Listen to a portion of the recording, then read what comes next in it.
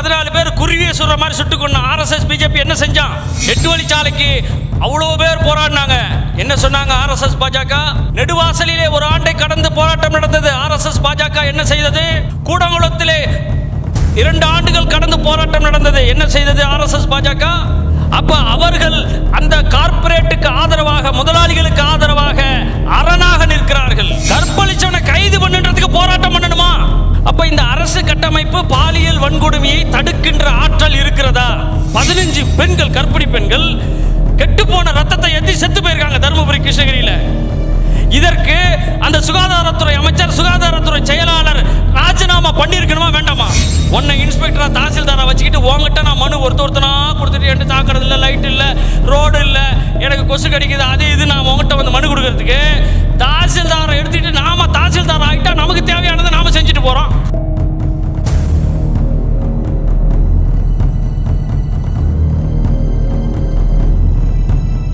அன்பார்ந்த நண்பர்களே,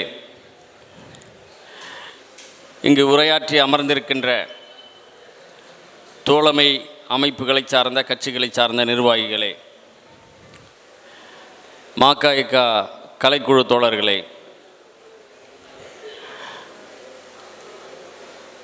இந்த அரங்க கூட்டத்தினுடைய தலைப்பு நம்ம பொது வெளியில் பொதுக்கூட்டங்களாக பல ஆயிரக்கணக்கான மக்களை கடந்து போவர்களெல்லாம் நிறுத்தி நாங்கள் சொல்லுகிறோம் கேளுங்கள்,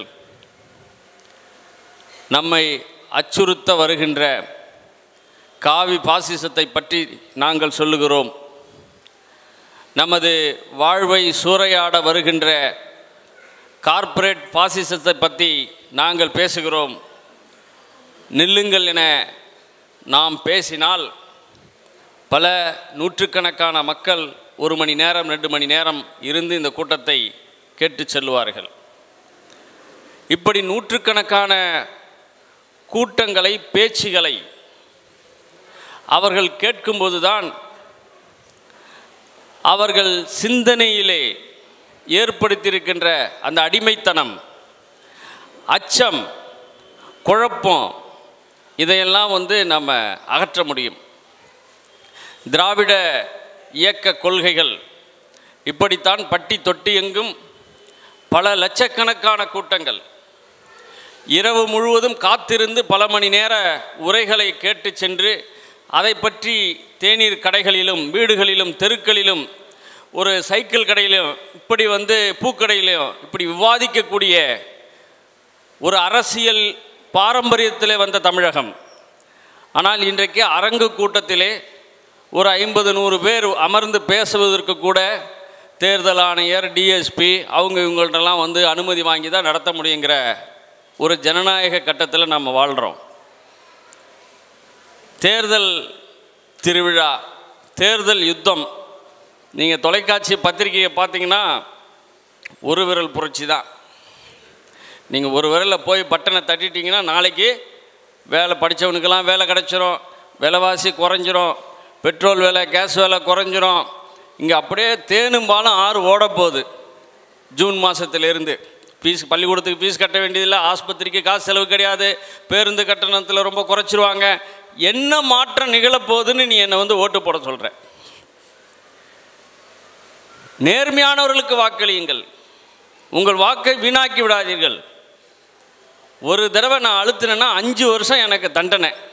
என்ன? திறந்த வெறி சிறைச்சாலையில் நான் வாழணும். சிறைச்சாலையிலாவது ஒரு உத்தரவாதம் இருக்குது. ஏதோ 3 வேளை சோறு உண்டு, ஏதோ ஒரு வெள்ளை கலர் மாத்திரை நீங்கள் உடம்பு சரியில்லைன்னா அவனே கொடுப்பான். நீங்கள் சாப்பிடலைன்னா சாப்பிட்ற வரைக்கும் ஜெயில் வார்டன் விடமாட்டான் உங்களை. நீங்கள் சாப்பிடலன்னு சொன்னீங்கன்னா ஜெயில் வார்டன் ஒத்துக்க மாட்டார். சாப்பிட்ணும்னு காலையில் எழுப்பி உங்களை சாப்பாடை ரூமில் வச்சுட்டு தான் போவார் ஜெயில் வார்டன். ஏதோ ஒரு சுடு தண்ணி கிடைக்கும், டீ, ஏதோ நம்ம கணக்கில் இருப்போம். நம்ம இத்தனை பேர் இன்றைக்கி 150 பேர் இருக்காங்கன்னா 150 பேர் தினைக்கும் காலையிலையும் சாயந்தரமும் நம்மளை எண்ணிகிட்டே போவார், குறிச்சிப்பார். 5ஆம் நம்பரில் 12, 6ஆம் நம்பரில் 17. அப்போ சிறையில் ஒரு உத்தரவாதம் இருந்துச்சு, இருக்குது. ஆனால் திறந்தவெளி சிறைச்சாலையில் என்ன உத்தரவாதம் இருக்குது? காக்கா குருவி மாதிரி செத்து போனால் கேட்க நாதி கிடையாது. அந்த குடும்பம் எப்படி வாழுதுன்னு யாருக்கும் தெரியாது. என்னை நீ ஒரு விரல் புரட்சி ஓட்டு போடுன்னு சொல்லுவதற்கு உனக்கு என்ன அருகதை இருக்கிறது? மாவட்ட ஆட்சியராக இருக்கட்டும், தேர்தல் அதிகாரிகளாக இருக்கட்டும், அல்லது தேர்தலிலே வாக்களியுங்கள் அப்படின்னு சொல்லக்கூடியவர்கள் இதுக்கு பதில் சொல்லட்டும். நேற்று வரை காசு வைக்கலைன்னா அந்த தாசில்தார் வேலையே செய்ய மாட்டார். Taluka office, RTO office, EB office, municipal commissioner office, அரசினுடைய எந்த துறை இருந்தாலும் மக்களுக்கு இணக்கமாக இருக்குதா? வாங்க, உங்களுக்கு என்ன வேணும்? நீங்கள் நேற்று மனு கொடுத்துட்டு போனீங்க, நான் முடிச்சிட்டேன், நீங்கள் நாளைக்கு வாங்க அப்படின்னு அனுசரணையாக உங்களுக்காக பேசக்கூடிய ஒரு அரசு ஊழியரை, ஒரு பொது ஊழியரை நீங்கள் ஒரு துறையிலே சொல்லுங்க பார்க்கலாம். அவர்களுக்கு சம்பளம் கொடுப்பது யார்? என்ன சொல்லி அவர்கள் ஆட்சியிலே வந்தார்கள்? என்ன சொல்லி அவர் அதிகாரத்திலே இருக்கிறார்கள்? என்ன செய்வார்கள் என்று நீ அரசியலமைப்பு சட்டத்திலே எழுதி வைத்திருக்கிறாய்? உங்களுக்கு கல்வி தரேன், மருத்துவம் தரேன், சுகாதாரம் தரேன், குடிநீர் தரேன், உங்களுக்கு வாழும் உரிமை தரேன், சமத்துவ உரிமை தரேன், சுதந்திர உரிமை தரேன், பேச்சுரிமை தரேன், பெண் உரிமை தரேன், எல்லாம் சொல்லி தானே நீ என்ன ஆள்ற. அந்த அதிகார நியாயத்தை நீ அதை வச்சு தானே வாங்கிட்டு போன. ஆனால் நீ என்ன செய்கிற? கல்வி கேட்டால் அடிக்கிற, மருத்துவம் கேட்டால் அடிக்கிற, குடிநீர் கேட்டால் அடிக்கிற, சுகாதாரம் கேட்டால் அடிக்கிற. இப்போ உங்ககிட்ட நான் எதுக்கு அடி பண்ணிடணும்? உன்னை வலுக்கட்டாயமாக நீ வெளியே போ அப்படின்னு உன்னை விரட்டிட்டு மக்களுக்கான அதிகாரத்தை அரசை ஏற்படுத்துவதற்கு எங்களுக்கு உரிமை உண்டு. அதைத்தான் மக்கள் அதிகாரம்னு சொல்கிறோம். இந்த இப்படி ஊழல் மயமாக, கிரிமினல் மயமான இந்த அரசு அதிகாரிகள் இன்றைக்கு தேர்தல் அதிகாரிகள். நேற்று வரைக்கும் லஞ்சம் வாங்கியவர்கள் எல்லாம் இன்றைக்கு தேர்தல் ஆணையர்கள், தேர்தல் அதிகாரிகள். இவர்கள் நம்மளுடைய வாகனத்தை சோதனை போடுகிறார்கள். பையில் என்ன வச்சிருக்க, காரில் என்ன வச்சிருக்க, பாலுக்கு பூனை காவல். இதை நாம் நம்பணும். எத்தனையாம் தேதி வரைக்கும்? 17ஆம் தேதி வரைக்கும் நடக்கும். 17ஆம் தேதிக்கு மேலே எல்லா இடத்துலையும் பணப்பட்டுவாடா நடக்கும். 16ஆம் தேதிக்கு மேலே. இது வரைக்கும் வந்த தேர்தல் பூரா அப்படித்தானே. ஏதோ ஒரு இடத்துல நடந்துச்சுன்னா தேர்தல் பறக்கும் படை போவோம். ஊர் பூரா கொடுத்துக்கிட்டு இருந்தால் எத்தனை படம் இருக்குது கண்டுபிடிக்கிறதுக்கு? அப்போ உங்களுடைய தேர்தல் கெடுபிடி என்பது யாராவது ஓட்டு பெட்டியை தூக்கிட்டு போயிடக்கூடாது. அதுக்கு தானே போட்டிருக்கீங்க துணை இராணுவ படை, தொழில் பாதுகாப்பு படை, அதிரடி படை, அது இதெல்லாம் எதுக்கு? ஓட்டு பெட்டியை எவனும் தூக்கிட்டு போயிடக்கூடாது. அதுக்கு தான். பணம் கொடுப்பதை உங்களால் தடுக்க முடியுமா? சாதி மத கருத்துக்களை, அதாவது வெறியை தூண்டாமல் தேர்தல் பிரச்சாரம் செய்யணும் உங்களால் தடுக்க முடியுமா? தேர்தல் ஆணையம் செஞ்சிருக்கா? சரி, வேண்டப்பட்டவங்களை பணம் கொடுக்கறத கண்டுக்கிறது இல்லை, வேண்டாதவனை பிடிக்கிறது. இப்போ எல்லா வீட்லேயும் தமிழகத்தில் உள்ள எல்லா தேர்தலில் நிற்கக்கூடிய அத்தனை பேர் சொந்தக்காரன் வீட்லேயும் நீங்கள் ரெய்டு பண்ணிங்கன்னா இவ்வளோ பணம் எடுக்க முடியும், இவ்வளோ டாக்குமெண்ட்ஸ் எடுக்க முடியும். நீ வேலூரில் துரைமுருகன் வீட்டில் ரெய்டு பண்ணுறீங்க. ஆனால் மற்ற எல்லா வேட்பாளர்கள் வீட்லேயும் ஏன் பண்ணலை? ஏன் பண்ணக்கூடாது? பண்ணனா எடுக்க முடியாத பணம். இதுதான் இவர்களுடைய நாணயம், இதுதான் இவர்களுடைய யோக்கியதை. அப்போ தேர்தல் ஆணையம் என்பது நியாயமானதல்ல, நடுநிலையானதல்ல. அது இந்த அரசு கட்டமைப்பு எப்படி ஒரு தாசில்தார் தாலுகா அலுவலகம் சீரழிந்திருக்கிறதோ, எப்படி ஒரு காவல் நிலையம் அது ஒரு கிரிமினல் கும்பலாக, கிரிமினல் கூடாரமாக மாறி இருக்கிறதோ, எப்படி ஒரு பொதுப்பணித்துறை இயற்கை வளங்களை கொள்ளையடிப்பதற்கு பாதுகாப்பு கொடுத்து அவர்களுக்கு வசதி வாய்ப்பு செய்து கொடுக்கிறதோ, அதே போலத்தான் தேர்தல் ஆணையம். இந்த அரசு கட்டமைப்பினுடைய ஒரு மொத்தமும் நோய் பிடிச்சுன்னா கை மட்டும் நல்லா இருக்குன்னு அதை பிரித்து பார்க்க சொல்கிறான். நம்ம ஒன்றும் முட்டாள் கிடையாது. தேர்தல் அதிகாரி நீ அப்படி யோக்கியமானவனாக இருந்தால் இதுவரைக்கும் நடந்த தேர்தலில் நீங்கள் இப்போ ஜெயலலிதா அம்மையார் திருப்பரங்குன்றத்தில் கைரேகை வச்சான்னு சொல்கிறாங்க. உங்களால் என்ன செய்ய முடிஞ்சது தேர்தல் ஆணையத்தால்? அந்த அம்மாவுடைய கைரேகையே இல்லைன்னு சொல்லிட்டான். என்ன பண்ண போகிறப்ப? 2 வருஷம் ஆச்சு. 10 வருஷத்துக்கு முன்னாடி ராஜகண்ணப்பன் சிதம்பரத்தை எதிர்த்து கேஸ் போட்டார், இன்னி வரைக்கும் தீர்ப்பு வரல. 10 வருஷத்துக்கு முன்னாடி ஜெயலலிதா அம்மையார் 4 தொகுதியில் நின்னாங்க தேர்தலில். 4 தொகுதியில் நின்னா தகுதி இழப்பு செய்யணும், எல்லாமே ரெக்கார்டு இருக்கு. ஆனால் இன்றைக்கு வரைக்கும் தீர்ப்பு வரல. தேர்தல் ஆணையம் எந்த வழக்கை முடித்து அதில் தீர்ப்பு சொல்லியிருக்கிறாங்க. 2 பேர் நிற்கிறாங்க, தேர்தல் அதிகாரி ஏதோ தில்லுமுள்ளு பண்ணி இவர் தான் ஜெயிச்சிட்டாருன்னு சர்டிஃபிகேட் அவருக்கு கொடுத்துட்டா அதுக்கப்புறம் அவர் கோர்ட்டுக்கு தான் போகணும். வேணா முன்னாடி தன்னுடைய கட்சிக்காரர்களை வைத்து போராட்டம் நடத்தலாம். அது வெளியில் அது எப்படி டிஸ்பியூட்டட், அது வந்து இப்போ நான் இங்கே பட்டா இதெல்லாம் பாரம்பரியமாக சிட்டா அனுபவம் பார்த்து எல்லாம் இங்கே உட்காந்துருக்கிறேன். திடீர்னு 10 பேர் ஆர்எஸ்எஸ்காரங்க உட்காந்துட்டு இந்த மண்டபத்தில் எங்கள் தாத்தாவுக்கு பங்கு இருக்குது அப்படின்னு இங்கே வந்துட்டார்னா இப்போ என்னது, இது வழக்கு சொத்தாயிடும்.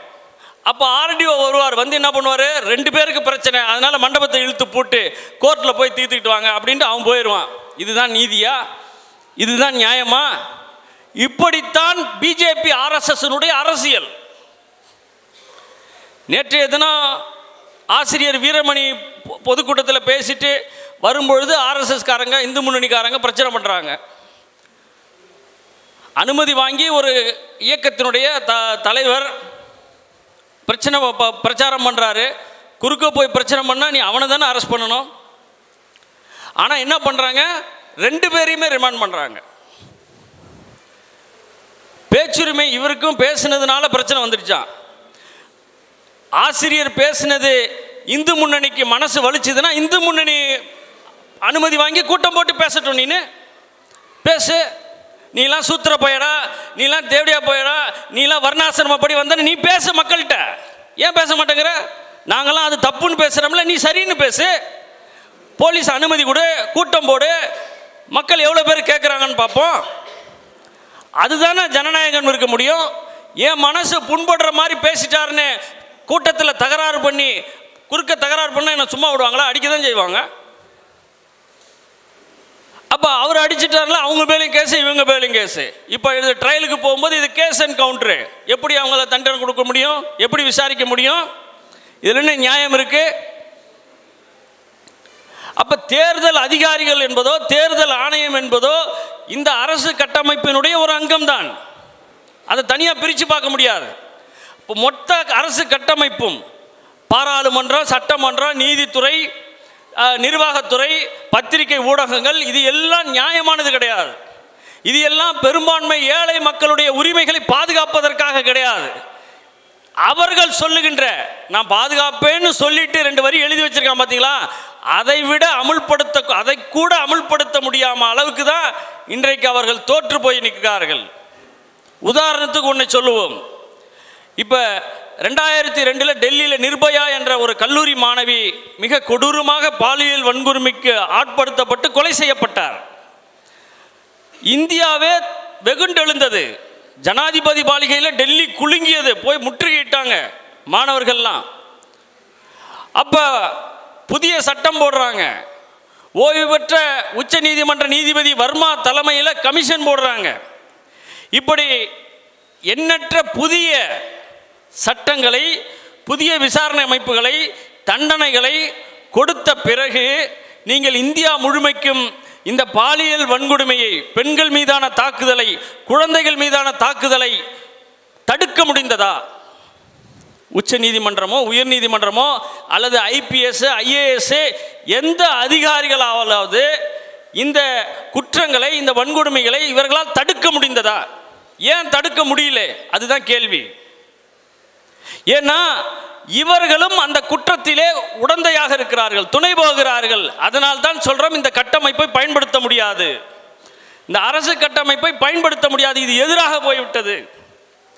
பாதிக்கப்பட்ட பெண்ணை பெயரை சொல்லக்கூடாது, அவருடைய அங்க அடையாளங்களை வெளியிலே சொல்லக்கூடாது என்பது சட்டம், சாதாரண நியதி. இந்த பெண்ணை பாலியல் வன்கொடுமை செய்துவிட்டார் என்ன அடையாளம் காண்பிவிட்டால் அந்த பெண்ணு சமூகத்தில் எப்படி போகும் வெளியில்? அதுக்காக அதை ரகசியமாக வைத்திருப்பார்கள். அது சொல்லக்கூடாது, சட்டம் இருக்கிறது, நியதி. ஆனால் ஒரு மாவட்டத்துடைய SP அந்த பெண்ணினுடைய பெயரை சொல்லுகிறார். தெரியாம சொல்லிட்டார், அவரு தெரிந்தே சொல்லுகிறார்.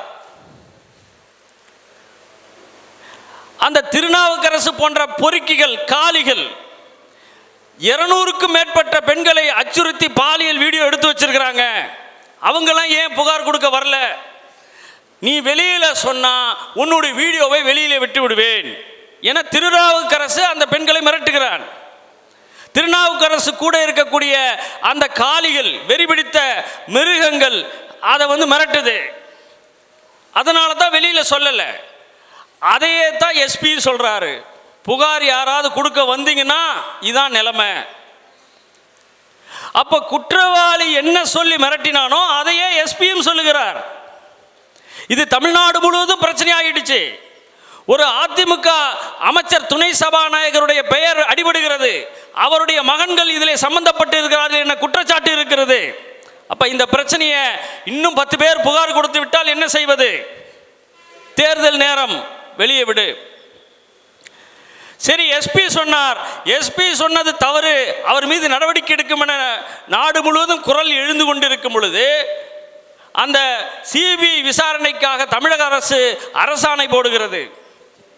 அந்த அரசாணையிலே யாரு? உள்துறை அரசாணையில் யார் கையெழுத்து போடுவார்? ஹோம் செக்ரட்டரி, உள்துறை செயலாளர். அந்த அரசாணையிலே பெண்ணினுடைய பெயர், அவர் படிக்கும் கல்லூரி பெயர், அவர் சகோதரருடைய பெயர் அனைத்தும் போட்டு அரசாணை வெளியே வருகிறது. தெரியாமல் நடந்ததா? இப்படி போட்ட அரசாணை போடப்பட்டதற்காக தமிழக அரசு அந்த பெண்ணுக்கு 25 லட்சம் இழப்பீடு தர வேண்டும் என உயர்நீதிமன்றம் உத்தரவிட்டு இருக்கிறது. இதையெல்லாம் பொருத்தி பாருங்க. அப்ப இந்த அரசு கட்டமைப்பு பாலியல் வன்கொடுமையை தடுக்கின்ற ஆற்றல் இருக்கிறதா? இதால் தடுக்க முடியுமா? இதுல நடவடிக்கை எடுக்கக்கூடிய சூழல் முடிவடைகிறதுக்கு முன்பே துடியலூரிலே சிறுமி படுகொலை செய்யப்படுகிறார். இப்ப நேற்றைக்கு முன்தினம் ஒரு கல்லூரி மாணவி படுகொலை செய்யப்பட்டிருக்கிறார். இன்றைக்கு பத்திரிகையிலே பாருங்கள், திண்டிவனம் பக்கத்திலே 3 இளைஞர்கள், அதாவது கேங் ரேப், கூட்டு பாலியல் வன்முறை.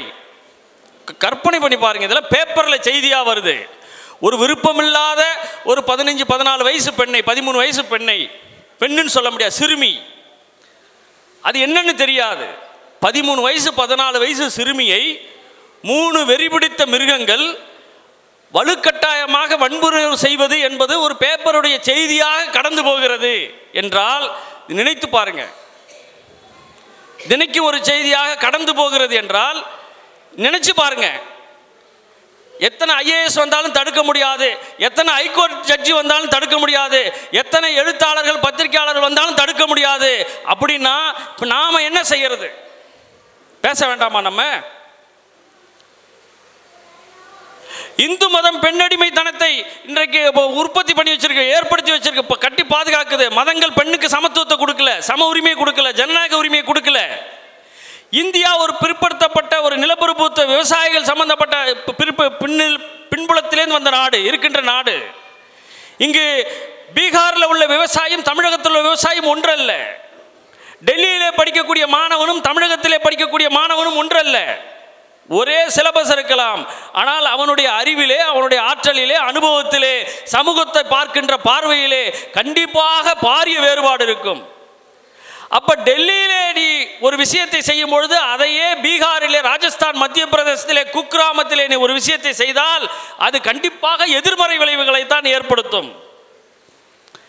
அப்ப தனியார் மயம், தாராளமயம், உலகமயம் வந்த பிறகு அனைத்தையும் சந்தையாக மாற்றுகிறார்கள். அதை பெண்களுடைய உடலையும் சந்தையாக மாற்றுகிறார்கள், விற்பனை பண்டமாக, சந்தனை சரக்காக மாற்றுகிறார்கள். அப்போ உலகமயம், தனியார் மயம், செல்லை எடுத்துக்கிட்டோம், பேண்ட், ஜீன்ஸ் பேண்ட் எடுத்துக்கிட்டோம், கூலிங் கிளாஸ் எடுத்துக்கிட்டோம், இதனுடைய நாகரிகத்தெல்லாம் எடுத்துக்கிறோம். ஆனால் பெண்களை சந்தைப்படுத்துதலை, ஆபாச சீரழிவு போர்னோ படங்களை இன்றைக்கு நீங்கள் எடுக்கும் பொழுது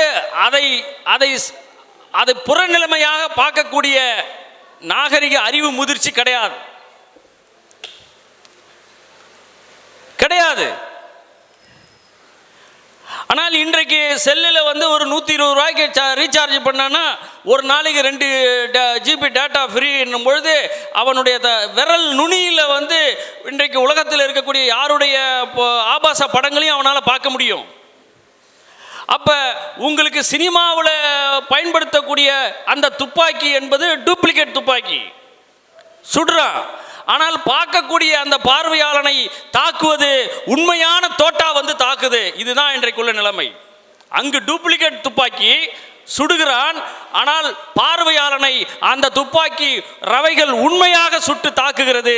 அதுதான் அந்த போர்ண ஆபாச படங்கள் வந்து அந்த இளைஞனோ இளைஞியோ அல்லது ஒரு கல்லூரி மாணவனோ வேலை இல்லாதவனோ அதை பார்க்கும் பொழுது அதை பார்ப்பது என்பதோடு அது நிற்காது.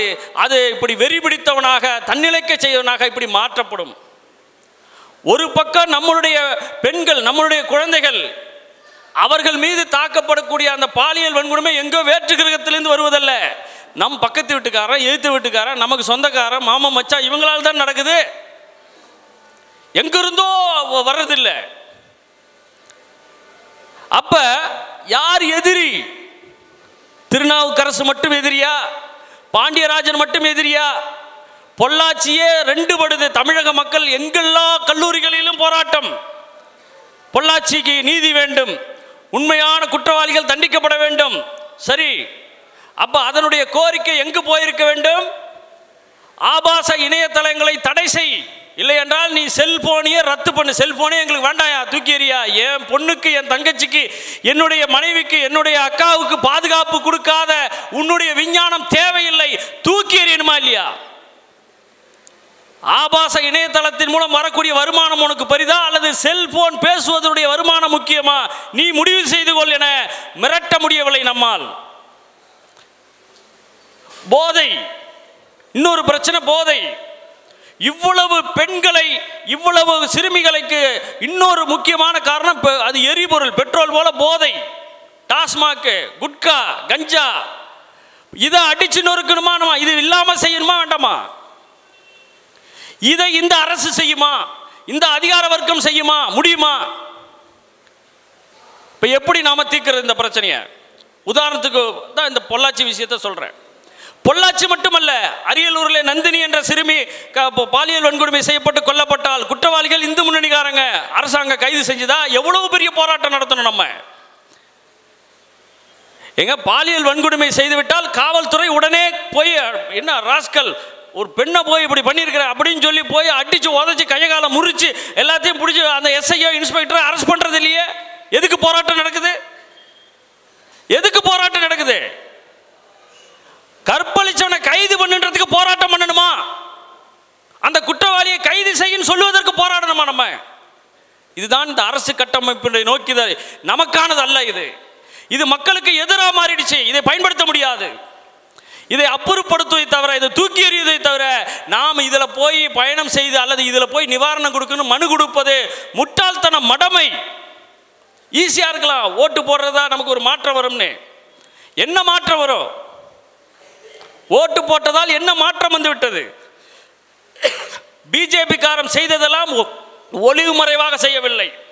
ஆர்எஸ்எஸ் செய்வதை ஒளிவு மறைவாக செய்யவில்லை. அக்லக்கு என்ற முதியவர் ஆட்டுக்கறி வைத்திருந்தாரா மாட்டுக்கறி வைத்திருந்தார் என்பது தெரியாமலேயே கறி வைத்திருந்தார் என சொல்லி அவர்கள் போய் அடிச்சு, கும்பலா போய் அடிச்சு கொலை பண்ணிட்டான். கொலை பண்ண குற்றவாளிகள் மீது நீங்க நடவடிக்கை எடுப்பதற்கு பதிலாக அந்த கறி ஆட்டுக்கறியா மாட்டுக்கறியா என போய் பரிசோதனைக்கு அனுப்பித்தார்கள். இறுதியில் அது ஆட்டுக்கறி என முடிவு செய்யப்பட்டது. அந்த கொலை குற்றவாளி ஊபியிலே முதல்வருடைய ஒரு விழாவிலே முதல் வரிசையிலே உட்கார்ந்து இருக்கிறார்கள். ஒளிவு மறைவெல்லாம் கிடையாது. மாடுகளை ஏற்றி வந்த தலித்துகளை அடித்து கையை உடைத்து கொடுமைப்படுத்துறதுங்கிறது ஒளிவு முறை ரகசியம்லாம் கிடையாது. இதுதான் இந்து ராஷ்டிரம், இதுதான் இந்துத்துவா. அடிபணியுங்கள். இப்ப முஸ்லிம்களுக்கு எதிராக எப்படி ஆர்எஸ்எஸ் பிஜேபி செயல்படுகிறது என்பது எல்லாருக்கும் தெரியும். ஆனால் நாம் எதிர்க்கிறோம். அங்க போய் பேசினா, சார் ரொம்ப பேசிடாதீங்க, வேண்டாம். எது அவனுடைய அக்கிரமங்களை, அவனுடைய குற்றச்சாட்டுகளை பேசுவதற்கு வேண்டாம் சார், பிரச்சனை. இதுதான் அவர்களுடைய வெற்றி. பாஜக கெட்டவன், ஆர்எஸ்எஸ் கெட்டவன் என்பது நாம சொல்லுகிறோம். ஆனால் அவர்கள் கெட்டவன் இல்லை, இதுதான் சரி என்று சொல்கிறார்கள். நீ சாதி பாகுபாடோடு இருப்பது தான் சரி. நீ சூத்திரன்னா சூத்திரன் தான், பிராமணனா பிராமணன் தான், பாப்பான்னா பாப்பான் தான். வேறுபாடு உண்டு, ஏற்றத்தாழ்வு உண்டு, சாதி கொடுமை உண்டு, தீண்டாமை உண்டு. நீ இஸ்லாமியரா இறந்தாந்தர குடிமக்கள் தான், அதுதான் என்னுடைய நியாயம். அல்ல ஒளிவு மறைவு கிடையாது. ஒரு எதிரியை அவர்கள் உருவாக்குகிறார்கள். ஆதிக்க சாதிக்கும் தலித்துகளுக்கும் இவர்களே எதிரியை உருவாக்குகிறார்கள். இஸ்லாமியருக்கும் இந்துக்களுக்கும் இவர்களே எதிரியை உருவாக்குகிறார்கள். பாகிஸ்தானுக்கும் இந்தியாவுக்கும் இவர்களே எதிரியை உருவாக்குகிறார்கள். அப்புறம் இவர்களே அதற்காக நான் போராட்டேன். இங்கே எதிரி கோடிக்கணக்கான இளைஞர்கள் வேலை வாய்ப்பு இல்லாமல் இருக்கிறார்களே, அதுதான் உன்னுடைய எதிரி. அந்த எதிரியை மாற்றிவிட்டு நீ ஒரு எதிரியை கொண்டு வந்து வைக்கிறாய். கோடிக்கணக்கான விவசாயிகள் தற்கொலை செய்து கொண்டு அடுத்து எப்படி வாழ வேண்டும் என தெரியாமல் இருக்கிறார்களே, அவர்கள் தான் உன்னுடைய எதிரி. அதை மாற்றிவிட்டு நீ பாகிஸ்தானை கொண்டு வந்து வைக்கிறாய். லட்சக்கணக்கான பெண்களுடைய உரிமைகள் மறுக்கப்பட்டு அடிமைகளாக குற்றச்சாட்டிலே பாலியல் வன்கொடுமைக்கு நிதர்சனம் அஞ்சி வாழ்கிறார்களே, அவர்கள் தான் உன்னுடைய எதிரி. அதை மடைமாற்றுகிறாய். நாம கொண்டு போகணும். உண்மையான எதிரி யார் RSS பிஜேபிக்கு என்பது நாம் கொண்டு போக வேண்டும். நேற்றைய தினம் அறந்தாங்கிலே பெரியாருடைய சிலையினுடைய தலையை உடைத்திருக்கிறார்கள். அது உடைப்பதற்கு ஒன்றும் பெரிய இதெல்லாம் இல்லை. ராத்திரியில் எவனுக்காவது ஒரு 500 ரூபா பணத்தை கொடுத்தா போகும்போது அந்த தலையை உடைச்சிட்டு போடான்னா போயிட போகிறான். ஒருத்தன் போய் அடைச்சிட்டு போயிடுறான். இப்போ நாம் தமிழ்நாடு முழுவதும் திராவிட கழகம், மக்கள் அதிகாரம், விடுதலை சிறுத்தைகள் கட்சி, இன்னும் பெரியார் தொண்டர்கள் எல்லாம் வெயிலில் நாம் சாலை மறியல் பண்ணிட்டு இருக்கணும். யார்? பெரியார் சிலையினுடைய தலையை உடைச்சவனுடைய நடவடிக்கை எடு அப்படின்னு. தெரியாமல் செய்யவில்லை, தெரிந்துதான். இதுதான் நிகழ்ச்சி நிரலாக வர வேண்டும். இவர்கள் பெரியார் தலைக்காக இவர்கள் போராட வேண்டும். இங்கே வந்துடக்கூடாது, இந்த பிரச்சனைக்கு வந்துடக்கூடாது. பாகிஸ்தானுக்காக போராடணும், இங்கே வந்துடக்கூடாது. இவன் விவசாயிகளுக்காக போராடி விடக்கூடாது, இவன் பெண்களுக்காக போராடி விடக்கூடாது. நீங்கள் ஒவ்வொரு விஷயத்திலும் மக்கள் போராடுகின்ற அனைத்து போராட்டங்களிலும் RSS பிஜேபிக்காரன் என்ன செய்கிறான்னு பாருங்க. தூத்துக்குடியில் 14 பேர் குருவியை சுடுற மாதிரி சுட்டு கொண்ட RSS பிஜேபி என்ன செஞ்சான்? தமிழிசையோ, பொன்னாரோ, H ராஜாவோ, இல கணேசனோ என்ன செய்தார்கள்? KT ராகவன், CP ராதாகிருஷ்ணன், வானதி சீனிவாசன் என்ன சொன்னார்கள்? என்ன செய்தார்கள்? தமிழக அரசை கண்டித்தார்களா? காவல்துறையை கண்டித்தார்களா? ஸ்டெர்லைட் வேணும் வேண்டாம் என்று சொன்னார்களா? அந்நிய சதி, தேச விரோகி, தேச துரோகி, வெளியூர்காரன், நக்சலைட் சதி. இது பல ஆயிரக்கணக்கான மக்கள் பல மாதங்களாக போராடி இறுதியில் எங்களுக்கு 2இல் 1 தெரிய வேண்டும் என ஸ்டெர்லைட்டுக்கு எதிரான போராட்டத்தை வருகிறார்கள். அதில் அவங்களுடைய கருத்து தான். 8 வழிச்சாலைக்கு அவ்வளோ பேர் போராடினாங்க. என்ன சொன்னாங்க RSS பாஜக? நெடுவாசலிலே ஒரு ஆண்டை கடந்து போராட்டம் நடந்தது. RSS பாஜக என்ன செய்தது? கூடங்குளத்திலே 2 ஆண்டுகள் கடந்து போராட்டம் நடந்தது. என்ன செய்தது RSS பாஜக? அப்ப அவர்கள் அந்த கார்ப்பரேட்டுக்கு ஆதரவாக, முதலாளிகளுக்கு ஆதரவாக அரணாக நிற்கிறார்கள். 9 பணக்காரன்ட்ட 65 கோடி மக்களுடைய சொத்து இருக்குது. 9 பணக்காரன்ட்ட கிட்டத்தட்ட 50%. இந்தியாவில் 130 கோடி பேர் மக்கள் தொகை, 65 கோடி மக்களுடைய சொத்து இந்திய பணக்காரர்கள் 9 பேரிடம் இருக்கிறது. இப்போ அந்த 9 பேருக்கும் ஒரு ஓட்டு, இந்த 65 கோடி மக்களுக்கும் ஒரு ஓட்டு. இதுதானே நீ சொல்ற ஜனநாயகம்? ஆனால் அந்த ஒரு ஓட்டு வைத்திருக்கக்கூடிய வேதாந்தா அனில் அகர்வால், அவன் லண்டன் முதலாளி, அவனுக்கு இங்கே ஓட்டு இருக்கா என்னன்னு தெரியல. ஆனால் அவனுடைய ஒரு ஓட்டுக்காக தூத்துக்குடி மாநகரத்தில் போராடிய பல ஆயிரக்கணக்கான மக்கள், வாக்குரிமை பெற்ற மக்களை நீ எப்படி அணுகினாய்? அந்த வேதாந்தா அனில் அகர்வாலுடைய ஒரு ஓட்டுக்காக 1 லட்சம் ஓட்டை வைத்திருக்கக்கூடிய மக்களை குருவி சுடுவது போல் சுட்டுக் கொண்டாயே. இப்ப இந்த அரசு கட்டமைப்பு யாருக்காக இருக்கிறது? யாரை பாதுகாக்க இருக்கிறது? இந்த ஜனநாயகத்தை நான் நம்பணும். நீ சொல்ற இந்த ஜனநாயகத்தில் நாங்க பங்கு பெறணும். வாங்க, நல்லவர்களை தேர்ந்தெடுங்க. உன்னுடைய அரசு கட்டமைப்பு முழுவதும் செல்லரித்து ஒரு துறையாக, கல்வித்துறை எப்படி இருக்கிறது, காவல்துறை எப்படி இருக்கிறது, மின்துறை, ஒவ்வொரு துறையும் நீங்க போய் பாருங்க. எங்களை விட நீங்கள் அரசோடு நம்பிக்கை வைத்து நேரடியாக போய் வந்துகிட்டு இருக்கீங்க. இவங்கெல்லாம் எவ்வளவு திருட்டுத்தனம் பண்றானுங்க, எவ்வளவு அயோக்கியத்தனம் பண்றானுங்க. இன்றைக்கு ஒரு கவர்மெண்ட் அதிகாரி மாசம் 30,000 சம்பளம் வாங்குறேன்னா 3 கோடி ரூபாய்க்கு வீடு கட்டினார்னா அவர் தான் திறமையான அதிகாரி. வருமானத்துக்கு அதிகமாக பல மடங்கு சொத்து சேர்த்து அவர் பையனை MBBS படிக்க வச்சு அமெரிக்காவுக்கு கட்டி கொடுத்து வீடு வெட்டி காம்ப்ளெக்ஸ் கட்டி கார் வச்சு நகை நட்டு வச்சிருந்தா அந்த அதிகாரி தான் திறமையான அதிகாரி. வாங்குற சம்பளத்தில் அளவோடு குடும்பம் நடத்தி ஏழ்மையாக அளவிலே இருந்தால் அவன் பிழைக்க தெரியாதவன், அவன் திறமையற்றவன், அவன் உதவாக்கற. இதுதானே இந்த சமூகத்துடைய மதிப்பு. அதிகாரம் ஒதுக்க மட்டுமல்ல, அவன் பத்திரிக்கை கொடுத்தா போறோம்ல, நாம போறோம்ல. அவன் பத்திரிக்கை கொடுத்தா நம்ம போகிறோம். டே நீ ஊரை உலைய அடித்து போட்டிருக்க, நீ வைக்கிற கல்யாணத்துக்கு நான் வரமாட்டேன், உன்னுடைய புதுமனைப்பு விழாக்கு நான் வரமாட்டேன்னு சொல்கிறோமா நம்ம? அப்போ பார்க்குறான் இல்லைன்னா. அதனால தானே ராமதாஸுக்கு தைரியம் வருது. நேற்று வரைக்கும் டயரை நக்கி திருட்டு போய பூஜ்ஜியத்துக்கு கீழே மார்க் போடுறேன்னு சொல்லி இன்றைக்கு பல நூறுக்கணக்கான கோடி ரூபாய் வருது, சீட்டு வருது, போய் சேர முடியும்னா இந்த மக்கள்கிட்ட பிழைப்புவாதம் இருக்கிறது, இந்த மக்களிடம் சந்தர்ப்பவாதம் இருக்கிறது. நாம் 500 கோடி வாங்கினோம்னா இவனுக்கு 50 ரூபாய் தூக்கி போட்டால் அவன் போயிடுவான், 10 நாளைக்கு கத்துவான், அதுக்கு மேலே என்ன பேச முடியும் என்ற தைரியம் தானே ராமதாஸை அந்த பேரம் பேச சொல்லிச்சு. மக்களிடம் இருக்கக்கூடிய காரியவாதம், சுயநலம், பிழைப்புவாதம், இதுதான் ராமதாஸுக்கு தைரியத்தை வரவைக்கிறது. இதுதான் தமிழிசைக்கும் ஹஜ்ராஜாவுக்கும் தைரியத்தை வரவழைக்கிறது. இதை கேள்வி கேட்பதற்கு என்ன உங்களுக்கு படை வேணும்? ஏன்னா நேற்று வரைக்கும் என்ன பேசுன, இன்னைக்கு என்ன பேசுற அப்படின்னு மக்கள் கேள்வி கேட்பார்கள். நம் தொகுதியிலே நுழைய விடமாட்டார்கள் என்ற நிலைமை இருந்தால் ராமதாஸ் அந்த முடிவை எடுப்பாரா? அல்லது எடப்பாடி பிஜேபி கார ஊழல் ஊழல் ஊழல் பேசுறாங்க, எடப்பாடி கூட கூட்டணி, அதாவது செப்டிக் டேங்க் மேல சாக்கடை மேல உட்காந்துக்கிட்டு நீ சுத்தத்தை பத்தி பேசுற. நீனு அதிமுக என்பது மொத்தமும் ஒரு கிரிமினல் கும்பல், ஒரு திட்டமிட்டு வடிவமைக்கப்பட்ட ஒரு கொள்ளை கூட்டம். அதனுடைய அலிபாபாவும் 40 திருடர்கள் மாதிரி அந்த ஹெட்டு செத்து போச்சு, குற்றவாளியாவே செத்து போச்சு. ஆனால் மீதி இருக்கக்கூடியவர்கள் என்ன பரிசுத்தவான்களா, நேர்மையானவர்களா? குட்கா ஊழல் வழக்கில் குற்றவாளியான விஜயபாஸ்கர் மெட்ராஸ் மெடிக்கல் காலேஜில் 2 பக்கமும் மாணவர்களை, மருத்துவ மாணவர்கள் நிற்க வைத்து ராஜபாட்டை மன்னர் போல, பாளையக்காரர் போல வரவேற்பு கொடுக்க செய்கிறார்கள். இது யார் கேட்கிறது? இந்த ஜனநாயகத்தில் நாம பங்கு பெறணும் சொல்ற. சரி, தேர்ந்தெடுக்க போறக்கூடிய ஆட்கள் யார்? இன்றைக்கு கட்சிகள் எல்லாம் ஜனநாயகத்தை நிலைநிறுத்தக்கூடிய நிலைமையில் இருக்க கட்சிகள். யார் ஜனநாயகத்தை வழங்குகிறானோ, யார் ஜனநாயகத்தை வாழ்கிறானோ அவன் தான் ஜனநாயகத்துக்காக போராட முடியும், அதை நிலைநிறுத்த முடியும். கட்சிகள் இன்றைக்கு ஜனநாயகமானதா? நல்லா யோசிச்சு பாருங்க. எந்த கட்சியாவது சீட்டு கொடுக்கும் போதே நீ கட்சிக்கு எவ்வளோ கொடுப்ப, நீ தொகுதிக்கு எவ்வளோ செலவு பண்ணுவ? என்கிட்ட 100 ரூபா இருந்தால் தான் நான் 10 ரூபா செலவு பண்ண முடியும், போனா போகுதுன்னு. என்கிட்ட 100 ரூபாய் இருந்தால் தான் நான் 10 ரூபா போனா போதுன்னு செலவு பண்ண முடியும். தொகுதிக்கு 50 கோடி ரூபாய் செலவு பண்ணக்கூடியவன் எத்தனை 100 கோடி ரூபாய் கையில் இருந்தால் செலவு பண்ண முடியும்? அப்படி பல 100 கோடி ரூபாய்க்கு சொந்தமானவர்கள் இந்த மக்களிடையே பாசிசம் கார்பரேட் பாசிசம், காவி பாசிசம் மக்களை கவ்வி பிடித்து அடக்குமுறை செலுத்தும் பொழுது அந்த வேட்பாளர்கள் அல்லது அந்த கட்சியை சார்ந்தவர்கள் நமக்காக களத்தில் நிற்பார்களா?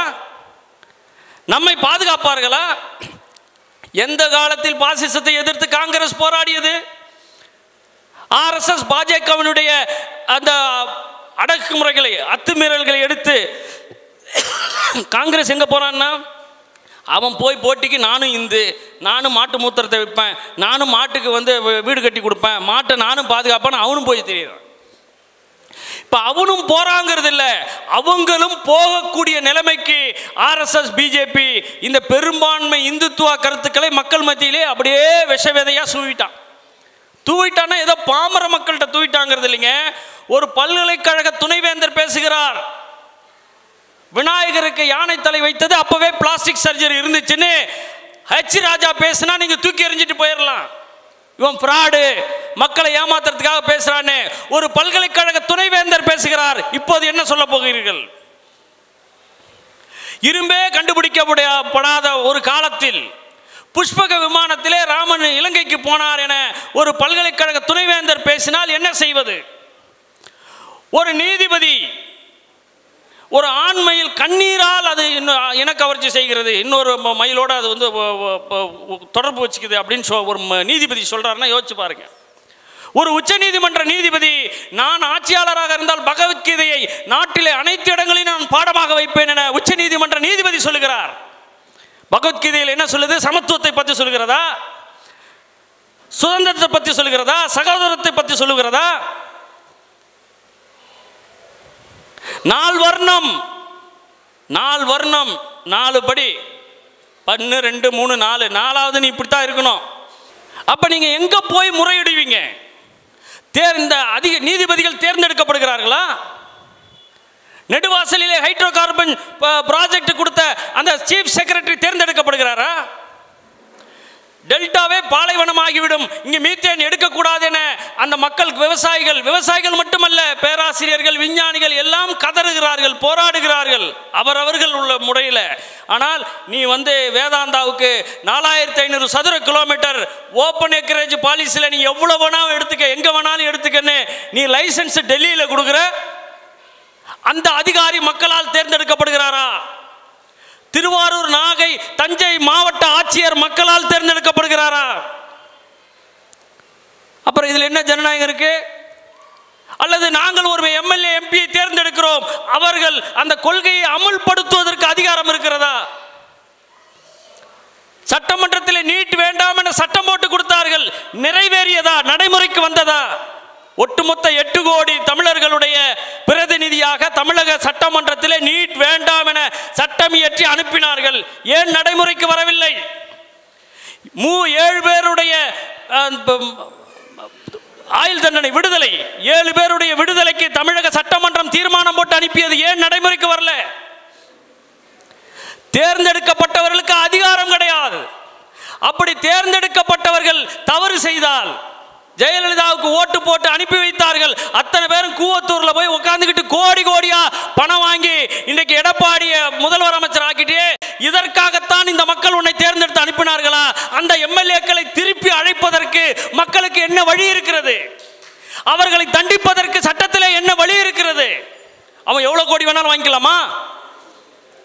அதிகாரிகள் தேர்ந்தெடுக்கப்படவில்லை, நீதிபதிகள் தேர்ந்தெடுக்கப்படவில்லை, ஆனால் அவர்கள் தான் அனைத்தையும் தீர்மானிக்கும் அதிகாரம் படைத்தவர்களாக, கொள்கைகளை நடைமுறைப்படுத்துகின்ற அதிகாரம் படைத்தவர்களாக இருக்கிறார்கள். இந்த ஜனநாயகத்திலே நமக்கு எப்படி நீதி கிடைக்கும்? நமக்கு எப்படி நியாயம் கிடைக்கும்? நம்மளுடைய வாழ்க்கை எப்படி பாதுகாக்க முடியும்? நீ வை, தேர்தல் வை, கொள்கையை தீர்மானிக்கின்ற தேர்தல் வை. டெல்டாவை பாதுகாக்கப்பட்ட வேளாண் மண்டலமாக அறிவிக்க போகிறோம். வேணுமா வேண்டாமா? நீ வாக்கெடுப்பு நடத்து. நீட்டு தேர்வு வேண்டுமா வேண்டாமா? வாக்கெடுப்பு நடத்து.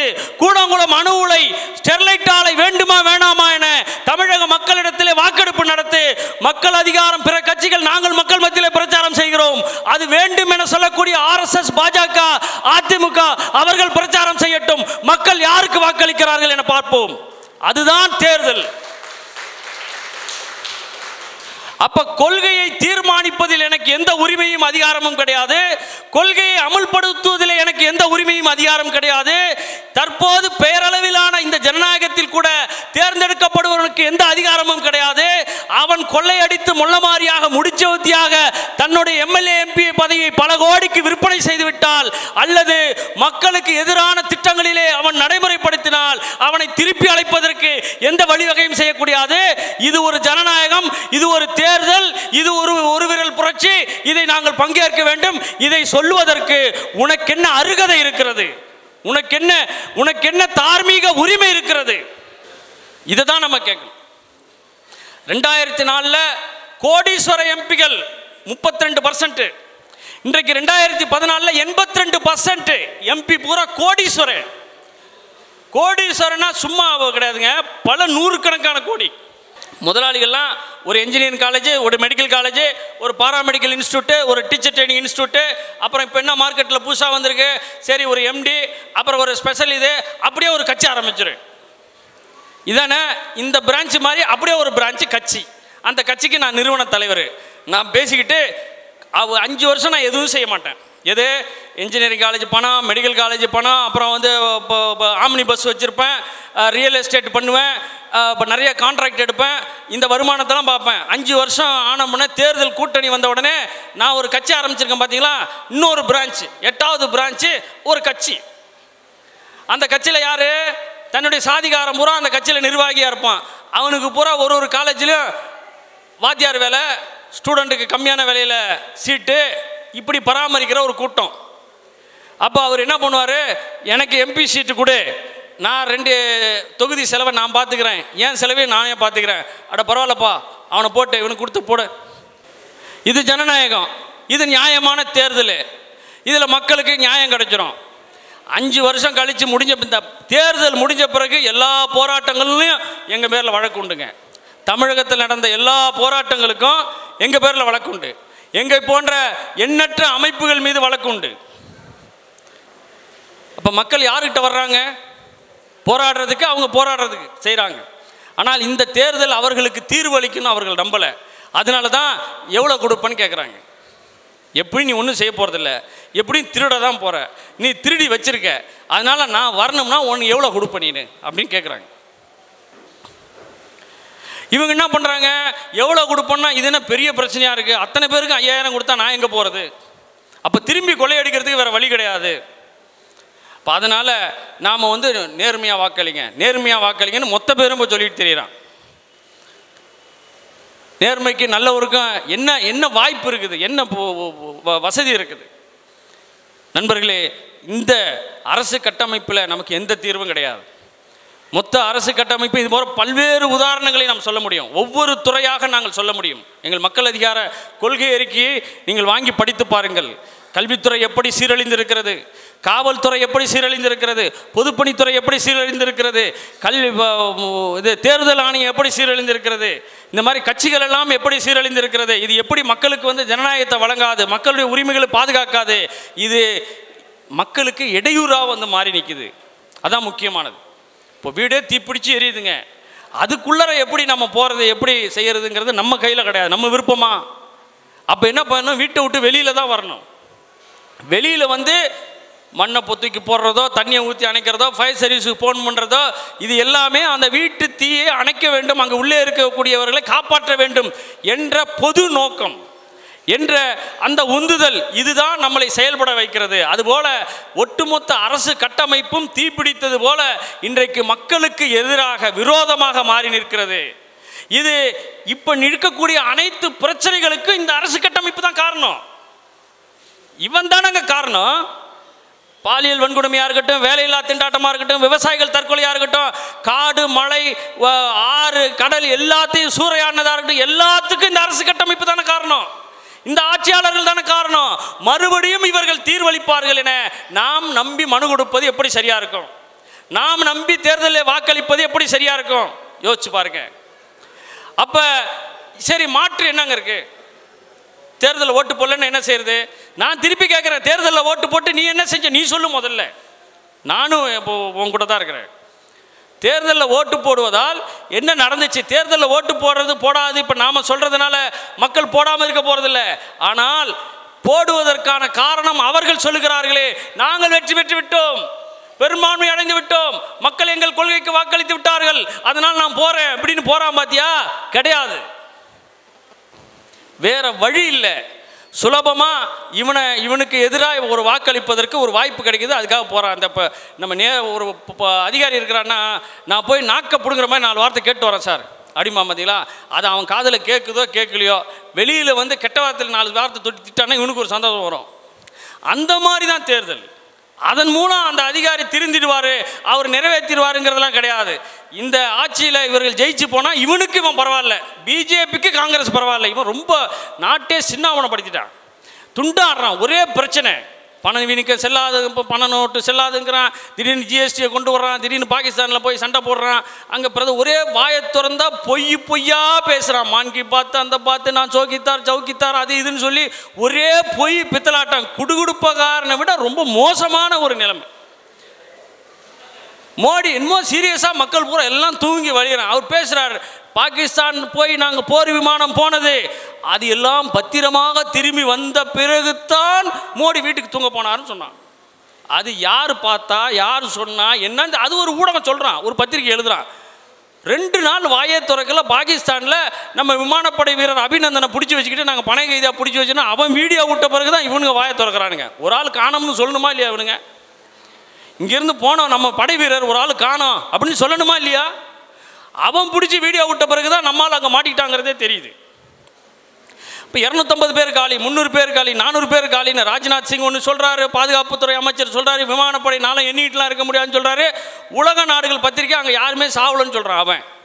அப்போ என்ன நடந்துச்சு சொல்லியானா? ஓ, நீ இராணுவத்தையே சந்தேகப்படுறியா, என்னையே சந்தேகப்பட்டியா? ஏன்னா ராமன் சீதையை சந்தேகப்படலையா? ராமன் சீதையை சந்தேகப்பட்டு சாவடிச்சாரு.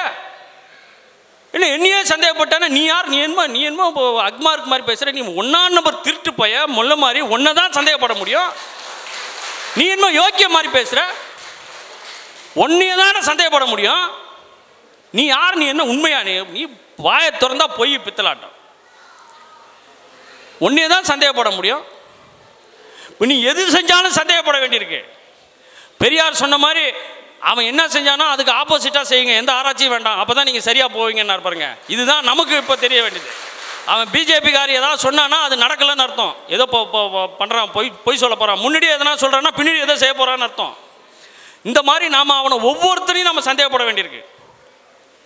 அப்போ நம்ம ஒருத்தர் 2 பேராக இருந்தால் போலீஸில் பிடிச்சி கொடுத்துடலாம், கட்டி வச்சு அடிச்சிடலாம். அவன் சிந்தனையில் மக்கள்கிட்ட அச்சத்தை விளைவிக்கிறான். வேண்டாம்ப்பா பிரச்சனை, பிஜேபி ஆர்எஸ்எஸ் பிரச்சனை வேண்டாம்ப்பா. இப்போ பிரச்சனை வேண்டாம்னு போனீங்கன்னா எங்கே போவீங்க? நம்ம ஊருங்க இது, நம்ம வீடு, நம்ம தெரு. நாம் எங்கே போக முடியும்? பிரச்சனை வேண்டாம்னு எங்கே போவீங்க? நமக்குள்ளே ஒன்று சேர்ந்தால் தானே அந்த மிருகத்தை அடித்து விரட்டணும், இல்லை அடித்து கொல்லணும். 2ல் 1 நம்ம செய்யணும்ல. பிரச்சனை வேண்டாம்னா அது வந்துக்கிட்டு இருக்குல்ல, அந்த வெறிபிடித்த மிருகம் வந்துக்கிட்டு இருக்குல்ல நம்மளை நோக்கி. அப்போ நம்மள 4 பேர் செத்தாலும் பரவாயில்லடா, அதை அடித்து தூக்கி எறிஞ்சிடுவோம், நம்ம புள்ள பொண்டாட்டியாவது நல்லா இருக்கட்டும் அப்படின்னு நம்ம வரணும்ல. அப்படி வர்றது தான் நாங்கள் மக்கள் அதிகாரம். நாங்கள் 4 பேர் வரோம். ஏங்க நாங்கள் செத்தாலும் பரவாயில்லைங்க, நம்ம புள்ள பொண்டாட்டி, நம்ம தெருக்காரன், நம்ம ஊருக்காரன், நம்ம இப்போ பண்டு பங்காளி நல்லா இருக்கட்டுங்க, நாங்கள் செத்தா நாங்கள் முன்னாடி வர்றோம், நீங்கள் வாங்க. எங்களால் மட்டும் அதை அடிக்க முடியாதுங்க, நீங்களும் கூட நின்னீங்கன்னா நாங்கள் போகிறோங்க சண்டைக்கு அப்படின்னு தான் உங்கள்கிட்ட கேட்குறோம். அப்போ இதுக்கு எப்படி நம்ம சொல்ல முடியும்? போலீஸ் யாருங்க? போலீஸ் என்னமோ இப்போ போலீஸுக்கு இப்போ ஒரு இன்ஸ்பெக்டர் இருக்காருன்னா கீழே இருக்க கான்ஸ்டபிள் அவருக்கு வணக்கம் வச்சே ஆகணும்.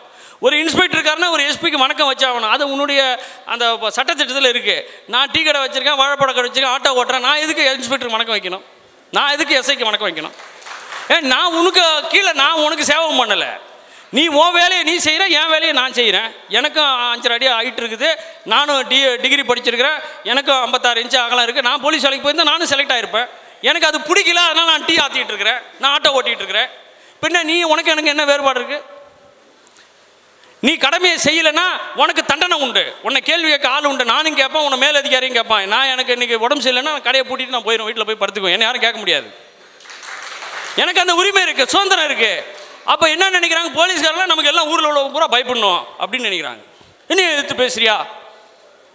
ஒரு அதிகாரினா இப்படி வந்து போயிட்டான். அப்போ மக்களோடு அவர்கள் மக்களுக்காக சேவை செய்கிறோம், மக்களுக்காக நாம் அவங்க வரி பணத்தில் நம்ம சம்பளம் வாங்குகிறோம், அவங்களுடைய ரத்தம் வேர்வையில் அந்த பணத்திலேருந்து தான் நம்ம குடும்பம் எல்லாம் உல்லாசமாக வாழ்கிறோம், நம்ம சுகபோகமாக இருக்கிறோம் அப்படிங்கிற எண்ணம்லாம் கிடையாது. அவன் மக்களுக்கு மேலாக நிறுத்தி கொண்டு, இந்த நாட்டிற்கு மேலாக நிறுத்தி கொண்டு நம்மளை அடிமைப்படுத்துகிறார்கள், நம்மளை எள்ளி நகையாடுகிறார்கள். 130 கோடி பேர் தேவையில்லை, ஒரு 40-50 கோடி எப்படி காலி பண்ணுறது? இதுதான் அவர்களுடைய ஒரு விருப்பம். அதனால தான் கஜா புயலில் ஒரு 10,000 பேர் பாதிக்கப்பட்டானா அதுக்கு ஏதாவது உணவு சாப்பாடு அப்படி இப்படி கொடுத்து அப்படி முடிச்சுக்கிறது. அவங்கள திரும்பி மறு குடியரம்பு செய்கிறது இல்லை. ஒக்கி புயலில் ஒரு 1000 பேர் போனான்னா பரவாயில்ல போகட்டும், அது போய் ஹெலிகாப்டர்லாம் வச்சு தேடிட்டு இருக்காத. அது மாதிரி சுனாமியில் போனால் போகட்டும், விட்டுரு. விவசாயி சாகுறானா இப்போ எத்தனை பேர் செத்துருக்கான்? 10 பேர் வேணா ஒரு 5 லட்சம் 10 லட்சம் கொடுத்துரு. ஆனால் அவனை போய் காப்பாற்றணும் போய் நிற்காத. நீ அதிகமாக கோடிக்கணக்கில் செலவு பண்ணணும் வேண்டியதில்லை. ஏன்னா அங்கே நீரவ் மோடி கொடுக்க வேண்டியிருக்கு, அதானிக்கு கொடுக்கணும், அம்பானிக்கு கொடுக்கணும், மல்லையாவுக்கு கொடுக்கணும், முகில் சோசி கொடுக்கணும். அவனுங்களுக்கு பல ஆயிரக்கணக்காக கோடியை கொடுத்து வெளிநாட்டுக்கு அனுப்புவோம். இங்கே விவசாயிக்கு, தொழிலாளிக்கு, மீனவனுக்கும், மாணவனுக்கும் பணத்தை கொடுத்து வேஸ்ட் பண்ணாத, அவனை சாவடிச்சிரு. 15 பேருங்க கர்ப்பிணி பெண்கள் தப்பான கெட்டு போன ரத்தத்தை எழுதி செத்து போயிட்டாங்க. ரத்தம் கொதிக்குதுங்க படிக்கும்போது. என்ன செய்யறது? எந்த டாக்டர் பேர் நடவடிக்கை எடுக்கிறது? எந்த சுகாதார அமைச்சர்? இவன் போறானே 2 பக்கம் மாணவர்கள் எனக்கு வரவேற்பு கொடுக்கணும், தூக்குமாடி சாவு வேண்டாம் சொல்லுங்க பார்ப்போம். 15 பெண்கள் கர்ப்பிணி பெண்கள் கெட்டு போன ரத்தத்தை ஏற்றி செத்து போயிருக்காங்க தருமபுரி, கிருஷ்ணகிரியில். இதற்கு அந்த சுகாதாரத்துறை அமைச்சர், சுகாதாரத்துறை செயலாளர் ராஜினாமா பண்ணியிருக்கணுமா வேண்டாமா சொல்லுங்க? என்ன செய்யறது சொல்லுங்க? இது எப்படி கேட்கறது? அப்போ நம்ம எந்தெந்த பிரச்சனைக்கு தான் நம்ம போராடுறது? எந்தெந்த பிரச்சனைக்கு தான் நம்ம ஒன்று சேர்ந்துக்கிட்டு இருக்கிறது? நமக்கு குடும்பம் குட்டி இல்லையா? நமக்கு வேலை இது இல்லையா? விவசாய வேலையை விட்டு கடகண்ணியை விட்டுட்டு நாம் எங்கே போராடிக்கிட்டே இருக்க முடியுமா? இப்போ தனித்தனி பிரச்சனைக்கு தனி தீர்வு கிடையாது. அதுதான் நாங்கள் சொல்ல வரோம். மக்கள் அதிகாரம். நீ ஒன்றா பெட்டிஷன் போட்டுக்கிட்டு இருக்கிறதுக்கு உன் இடத்துக்கு நான் வந்துட்டேன்னா பிரச்சனை தீர்ந்துடும் ஈஸியாக. எதுக்கு நான் ஒன்றை போய் கெஞ்சிட்டு கிடக்கணும்? உன்னை இன்ஸ்பெக்டராக தாசில்தாராக வச்சுக்கிட்டு உங்ககிட்ட நான் மனு ஒருத்தனா கொடுத்துட்டு என்கிட்ட சாக்கிறது இல்லை, லைட் இல்லை, ரோடு இல்லை, எனக்கு கொசு கடிக்குது, அது இது நான் உங்ககிட்ட வந்து மனு கொடுக்கறதுக்கு தாசில்தாரை எடுத்துக்கிட்டு நாம தாசில்தார் ஆகிட்டா நமக்கு தேவையானதை நாம் செஞ்சுட்டு போகிறோம். இதுதான் மக்கள் அதிகாரம் சொல்கிறோம். அரசிடம் போய் நாம் கெஞ்சிக்கிட்டு இருந்தோம்னா சாராய கடையை மூட மாட்டான். அவன் இலக்கு வச்சு மேலும் மேலும் எப்படி குடிக்கிறது, வருமானம் மட்டும் கிடையாது, மக்கள் குடிச்சிக்கிட்டு இருந்தால் எதுவும் கேட்க மாட்டான்ல, பேச மாட்டான்ல. அவன் அவங்களுக்குள்ள சிறுமியை கற்பழிக்கிறது, பெண்களை கற்பழிக்கிறது, வயதான பெண்களுடைய தோடை அத்துக்கிட்டு போகிறது, செயினை அத்துக்கிட்டு போகிறது, இப்படி பண்ணிக்கிட்டு இருப்பான்ல மக்கள். போலீஸு, திருட, பாதிக்கப்பட்ட பெண்கள், இப்படி சமூகம் போயிட்டு இருக்கோம். அவன் குடிக்காம சுயநினைவோடு இருந்தால் எனக்கு வேலை கொடுன்னு கேட்பான், உரிமை கொடுன்னு கேட்பான், எனக்கு வீடு கொடுன்னு கேட்பான், எனக்கு மருத்துவம் கொடுன்னு கேட்பான், கல்வி கொடுன்னு கேட்பான். அதனால வேண்டாம், டாஸ்மாக் இன்னும் 20 பகலை ஓட்டிக்கிட்டே இரு. அப்போ இவங்ககிட்ட போய் டாஸ்மாக் மூடு, பெண் கொடுமை, பெண்கள் மீதான பாலியல் வன்கொடுமைக்கு தீர்வு சொல்லுன்னு நம்ம சொன்னோம்னா நம்ம என்ன முட்டாளா? நம்ம என்ன இயலாதவர்களா? அவன் தேச துரோகி, தேச துரோகின்னு சொல்றான். தேச துரோகி யார்? நீதான். எவன் தேச துரோகின்னு சொல்றானா அவன் தான் தேச துரோகி. இந்த தேசத்துக்காக எதுவும் செய்யல, ஆனால் இந்த தேசத்துக்காக தூக்கிலே தொங்கிய பகத்சிங்குடைய வாரிசுகள் நாம சொல்றோம். இந்த தேசத்திற்காக ஆங்கிலேயனோடு போரிட்டு உயிரித்த திப்பு சுல்தான் வாரிசுன்னு நாம சொல்றோம். இந்த தேசத்துக்காக ஆங்கிலேயனை எதிர்த்து போராடிய கட்டபொம்மனுடைய வாரிசுகள் என நாம சொல்றோம். வாவுசி வாரிசுகள் சொல்றோம். நாம தான் தேசபக்தர்கள், இந்த நாட்டினுடைய சொந்தக்காரர்கள், இந்த நாட்டினுடைய குடிமகன்கள் நாம் தான். நீ தேச துரோகி, நீ கைக்கூலி, நீ கார்ப்பரேட்டுகளுடைய அடிவருடி. ஆகையால் உனக்கு இங்கே இடம் கிடையாது. உன்னுடைய அதிகாரத்துக்கு கட்டுப்பட மாட்டோம், உன்னுடைய அடக்குமுறைக்கு நாங்கள் அஞ்ச மாட்டோம் என களத்திலே கட்சிக்கு அப்பாற்பட்டு, சாதிக்கு அப்பாற்பட்டு, ஊருக்கு வேறுக்கு அப்பாற்பட்டு நாம் பாதிக்கப்பட்டவர்களாக, உரிமை உள்ளவர்களாக, மானம் உள்ளவர்களாக, சுயமரியாதை உள்ளவர்களாக நாம் களத்திலே நின்றுவிட்டால் எந்த போலீஸும், எந்த இராணுவமும், எந்த RSS பிஜேபியும், எந்த கார்ப்பரேட் கம்பெனியும் நம்ம ஒன்றும் செய்துவிட முடியாது. அதுதான் வரலாறு. அத்தகைய உண்மையான மக்கள் அதிகாரத்திற்காக போராடுவோம் போராடுவோம் என கூறி அத்தகைய போராட்டத்திலே உங்களையும் ஈடுபடுத்திக் கொள்ள வேண்டும் என அறைகூவலோடு எனது உரையை நிறைவு செய்கிறேன். நன்றி, வணக்கம்.